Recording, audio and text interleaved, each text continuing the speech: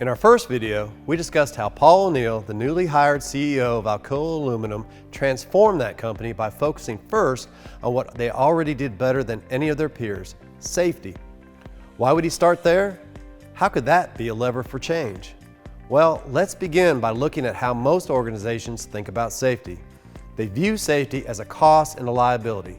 This means that when they decide to get serious about safety, it's usually in response to rising workers' comp costs and unwanted attention from OSHA. And what do you do with business liabilities? You manage them. You contain and control them. We want to be upfront with you. If this is your view of safety and this is the state you find yourself in, then SafePath is not for you. We can't help you.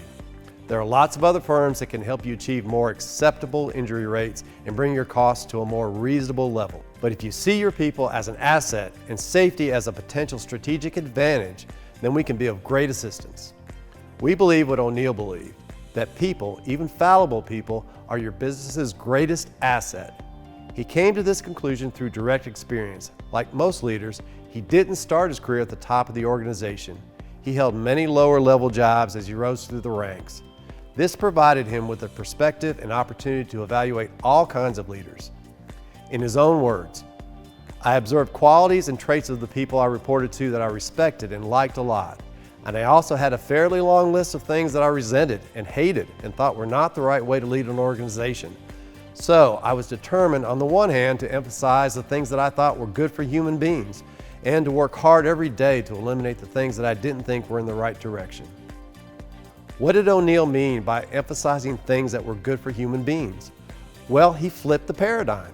He did not begin with a focus on what was good for profit. He began with what was good for his people. Now you're wondering, how exactly does that lead to a great business? Aren't dollars and cents the best way to keep score in business? Well, no, and that's what we want to be candid with you about. Ken and I have also held many positions over the course of our careers, and our experience matches that of O'Neill's. We believe the purpose of business is to do good for human beings, with profit not the goal, but the result and the measure of that value. If a company ultimately does not do good for society, eventually society, or if you prefer, the market, will end that business. And if a company attempts to do good for society at the expense of its employees, eventually they will end it, or at the very least marginalize it.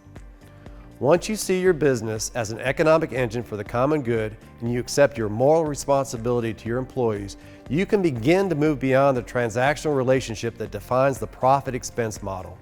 You can move toward ownership, and this is the lever that allows you to be great. The lever works like this. Seeing your people as your most important asset is the key to building a great business, and therefore protecting them, putting safety at the top of the list, is the most logical decision. It's just good business. Then, as amazing as it may sound, you hold this view of people while fully recognizing their fallibility. And you may be surprised to learn that human fallibility is not an impediment to greatness, but is in fact the essential means to greatness and to ownership.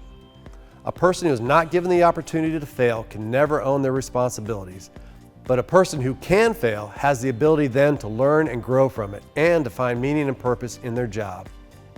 And if you want people to build ownership in all aspects of their jobs, starting with ownership of their personal safety is the logical starting point. It must start there for them, and so also must start there for you. Once again, in the words of O'Neill, when explaining why business analysts covering his company should care about safety statistics, "If we can't get safety right, they ought to be pretty darn skeptical that we can do anything else right either."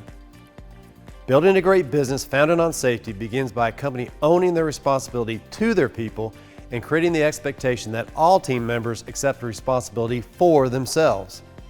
This means ownership begins with the important distinction between being responsible to and not for other human beings.